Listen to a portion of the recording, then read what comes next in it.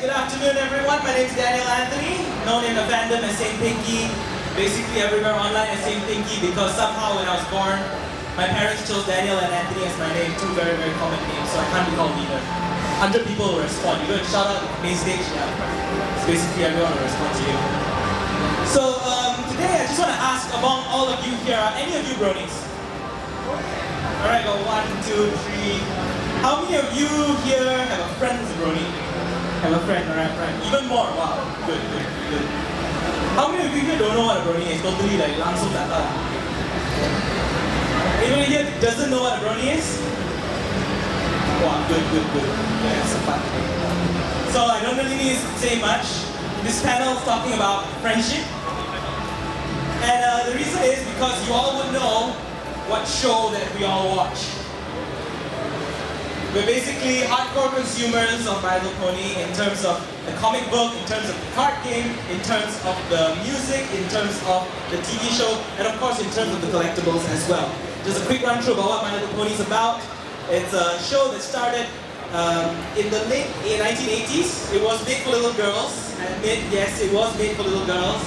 As you can see, the colors are very girly, very appealing to girls. But I am a living testament speaking to you as part of the adult male fandom that is somehow gathered for some weird reason. The show was born out of the toy line that started in 1982 by Brony called My Pretty Pony. And the TV show came out as marketing. Same thing happened for G.I. Joe, same thing happened for Transformers. They used a TV show to market the toy. So this was the first generation of the show. As you can see, it's very 80s kind of artwork, very 80s kind of style. And this show had the vibe of something like He-Man and Gummy Bears. The show that would be all about adventure, all about going out, discovering something new. And towards the 1990s, the show took a turn and Generation 2 was born. This is what it was. This show was less of those kind of adventure-based shows. This show had something more in common with things like RG comics. You know, students go to school, they go after school to hang out at the ice cream bar, the guys have girl problems, the girls have guy problems, and you name it lah. Basically, it's that kind of show. And then in the 2000s, they decided to do a reboot again. And this is where they took a wrong turn. They decided to go with this. Yeah, I can see some people covering their eyes already. Yeah, this show was one of the most outrageously girly shows in the world. It was just there to impress little girls with everything that was, like 90% of that picture is pink. The other 10% is heart-shaped. So that was basically what it was, and it wasn't doing very well. So Hasbro said, how do we do something to make this show better? Maybe it needs to be cuter. Maybe they need to try to make, put the adorable factor into it. So who's the boss at being adorable? Not really. Japan makes everything adorable with an art style. So they decided, hey, let's go chibi, let's do this. And it didn't work either. And there came a time when they said, okay, fine. It's time for us to sit down and get this right once and for all. It's time that we actually, put this show to a new generation, reboot everything, and get this thing right from the start. This wasn't that time. They thought, let's make it even cuter, make them all babies. Put diapers on all of them, and this was an absolute disaster. The art style was terrible, the animation was terrible. It was basically the thing you'll find on that portable DVD player while you're at a boring wedding dinner, the kid is watching there, trying to keep his mouth shut the whole time. And then, of course, the big paradigm shift happened when they brought on someone to work on the show by the name of Lauren Faust. And some of you may know Lauren Faust from early shows that we used to watch when we were kids, the Powerpuff Girls, Foster's Home for Imaginary Friends. She worked on those shows, and she brought the current My Little Pony to life. This is Generation 4, and this is the show that has amassed a massive audience around the world. So yeah, that's basically the gist of what the show that we follow is about. But enough of the show, you all can Google this online. I'm going to talk about the fandom here. So you may ask, Bronies and VAX, what the hell are you doing here? Bronies have been around for a while. The show started on 10th October 2010. Nice number, 10. But unfortunately, due to things like our internet connection and our satellite speed, and Malaysians always get something late, always got lag one. So Malaysia only really picked up in the fandom 1 year later, in 2011. And I'm going to take a little break from this because you may be thinking, you know, how big is this fandom? How big is it? And I've got a little Twilight Sparkle here. She loves mathematics, she loves numbers, she loves basically sitting down and studying. She's the bookworm, the dork, whatever you call it. And whoever can come here and tell me an estimate of the global Brony count, you take home Twilight, alright? Now, I'm looking for a range of numbers. You can get the answer from the Brony census and State of the Herd report. If you have internet, go and Google it. I'm looking for a range of numbers. Anybody want to take a wild guess? Come on, anybody want to take a wild guess? Wild guess. I'll give you a quick hint, it's not 2.6 billion. 10 million? 10 million. 10 million is a really good guess. You fall exactly within the range of 7 to 12.4 million Bronies around the world. Give them a round of applause, guys. There you go.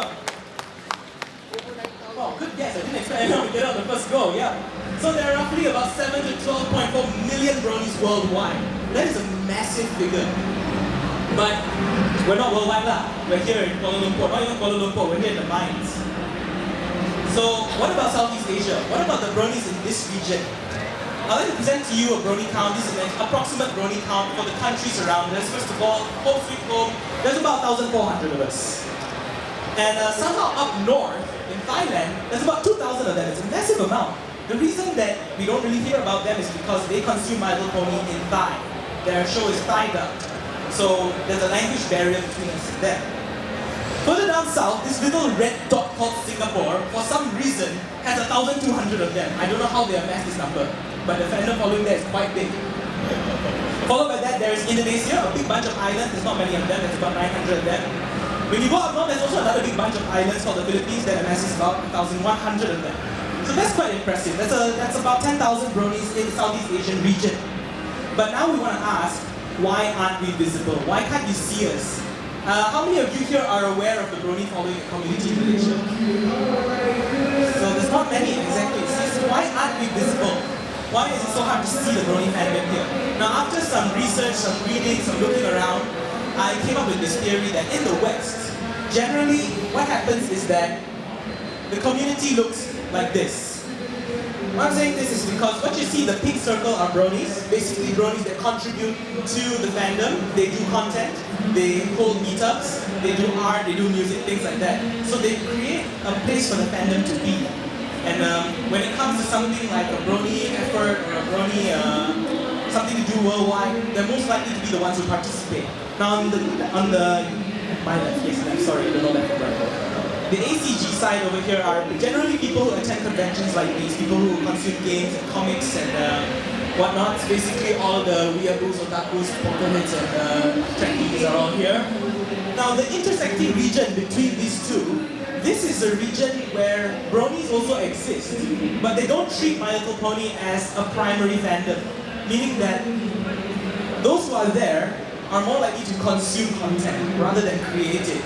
So if I would like to speak some internet language, these are seeders, these are teachers. Simple as that. I can see people suddenly realizing what they are. But over in Asia, the thing that we face, the graph looks more like this. Most of the Bronies are in this intersecting region. A lot of them consume more content rather than the ones who actually create it. As you can see, there's a little intersection out there here. That's where people like me are. People like me only watch one TV show, only read one comic book, only play one card game. Yeah, people like me, we're in that side of things. So there's a lot of Bronies are, for lack of a better word, hidden in plain sight. So that answers the question about why we aren't visible. But now when we take things into consideration, looking back at the Brony count, a generous estimate, we can only take 10% of those numbers seriously. So once you deduct all of that, that's really how many would be visible in each country. Now 140 Malaysians against 28 million Malaysians, that's practically invisible.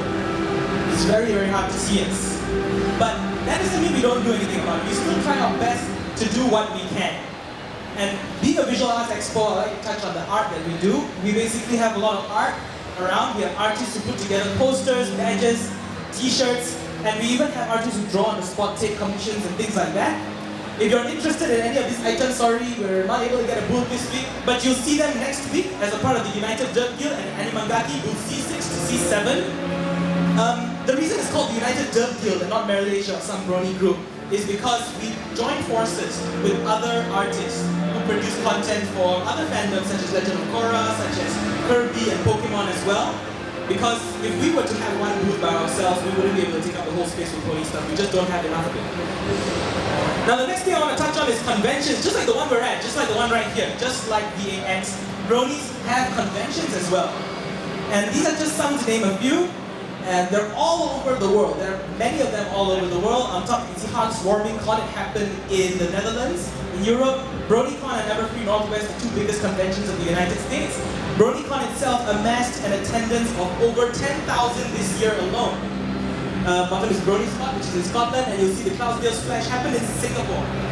Now, if we take a little look closer at Southeast Asia, we're not out of the game as well. We have Southeast Asian conventions as well.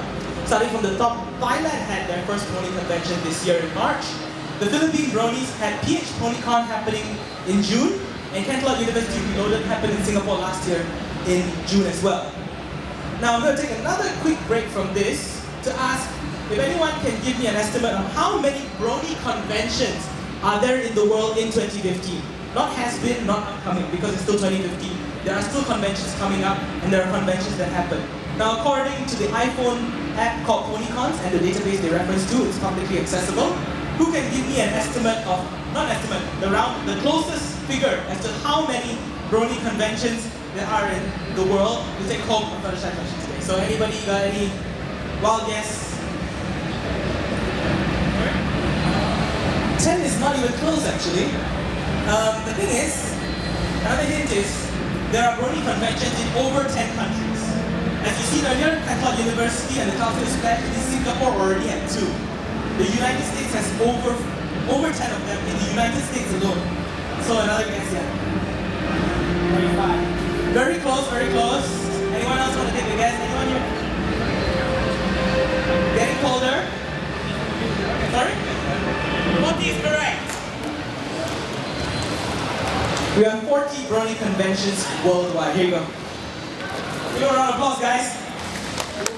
As you can see on the back of this screen, there are all the Brony conventions, the names of all the ones that are in 2015. There are so many of them. There's My Little Pony Fair, Everfree Northwest, Summer Wrap Up, PonyCon in Taiwan. Taiwan had their first Pony convention. Running of the Leaves, which was in Europe, if I'm not mistaken. Japan PonyCon, Fiesta Equestria. Conventions in over 10 countries in almost every continent. So coming back to the Southeast Asian conventions, you'll ask, what about here? What about Malaysia? What happened to Malaysia? Why is Malaysia not here?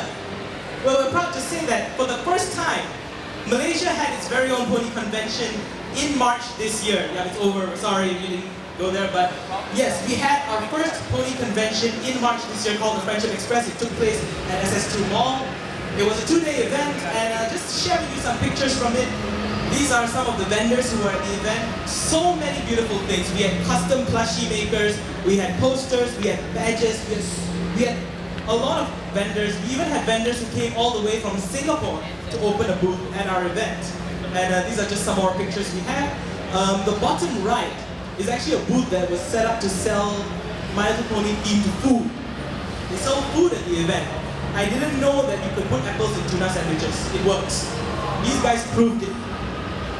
And on the left, bottom left, you'll see also we had cosplay as well. People dressed up as their favorite ponies. There's pony cosplay. It's prevalent. You might see some of it. I've done it before at CF. Perhaps you might have seen me. This was our stage. It was a very small event, nothing compared to here, of course. Yeah, sorry. Once again, don't know my left and right. Coming through was the fundraising album for Cantlot University Reloaded Singapore. There was Overcast, which is the fundraising album for the Cloudsdale Splash. Overcast Aftermath is the post-convention album, which was used to help to recover some of the funds we spent. Finally, Final Scratch Pro on the right. That one was the fundraising album for the Friendship Express, which was the convention held in Kuala Lumpur. Now, because once again these Brony musicians contributed a lot of their effort, a lot of their time to these albums, we don't pay them because these albums are used to raise funds for events. The money goes towards helping the events that they are made for. We use these albums also as a way to put Bronies on the world stage. So instead of just putting it on Bandcamp or YouTube, we're one of the only Brony record labels that engages full professional distribution. That means you can find our albums on iTunes, on Spotify, on Deezer, on Amazon. You can tag them even on Shazam. That's why we want to put Bronies out there. We want to give them a place to be. We want to help Brony musicians from this region be able to shine. Aside from albums, we've also put together concerts. First of all, on the left, those two are Friendship X, which was, as I showed earlier, the concert on the night of the Friendship Express. And on the right side, those were the concerts at the Cloudale Splash. Sunshine was a rock concert, and Thunderstorm was our failed attempt at doing a rave. We're trying to learn how to do a rave. We don't know how to do a rave. We don't know how to do a dance party. Yeah, it's very easy to attend a rave, not very easy to organize one. And Friendship X was a concert it was basically a friendship concert. We got performers to come in for free, to perform for free, and we didn't charge anyone to be at the concerts. Now finally, before I open up the floor, we have a community here called Malaysia.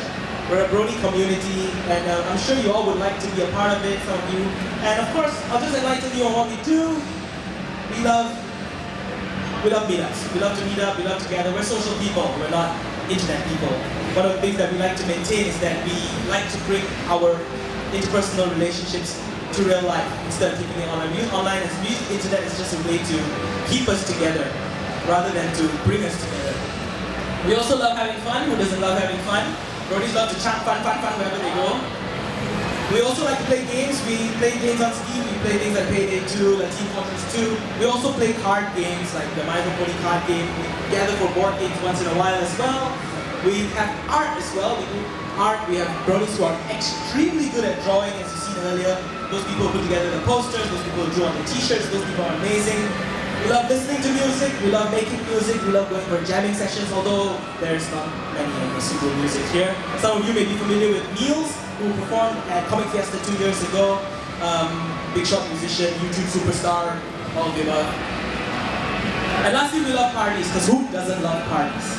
So if you think you fit this criteria, you're a Brony, or you know a friend who's a Brony, then yeah, we'd love to see you. Join us at fb.com/group/Malaysia. fb.com/groups/Malaysia. So now, ladies and gentlemen, I'd like to open up to questions and answers. Anything about the Brony fandom in Malaysia or perhaps outside Malaysia? Yes, we're very close. As I said, we like to maintain an interpersonal relationship. We try to have meetups. We try to engage with each other on a real life basis.